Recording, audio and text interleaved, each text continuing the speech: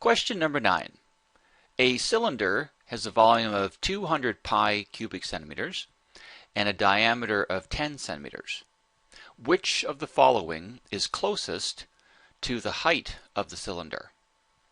So in the solution, it says use the volume of a cylinder formula, because we're talking about a cylinder and its volume, to create an equation that you can use to solve for this height.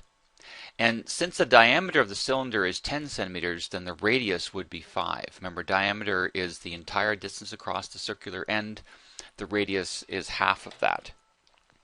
So here's the volume of a cylinder formula, and 200 pi goes into in place of V. Now, you don't have to multiply the 200 by the pi. You can just leave it as 200 pi. Now, if you wanted to, you can. It still works. So if I went 200 times pi, I get this 628.3 number, and of course if you did 3.14, it's very slightly different. It's exactly 628. So we'll keep that. I'll bring the calculator back in a moment. So we also fill in place of r the 5. Remember, the radius is 5 centimeters, so 5 goes here in place of r. And we don't know h. We're trying to find h, so we just leave h as h. 5 squared is 25. And so all I did from this line to this line is, instead of writing pi 25, I write 25 pi. So I'm trying to solve for h, so I'm going to divide both sides by 25 pi. So the pi's divide out, and the 25s would well. See, I'm dividing the whole 25 pi out, so I get h alone. I'm trying to isolate for h.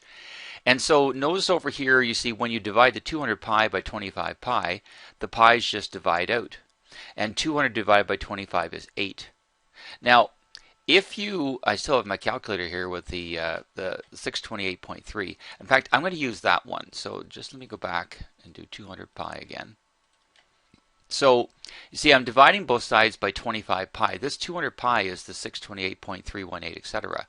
So if I take that and divide it, see, my last answer is that value exactly, by 25 times pi, then I still get exactly 8. So you can multiply that out or not. You get exactly 8 for the height in either case. So the answer for question 9 would be 8 centimeters, the D answer.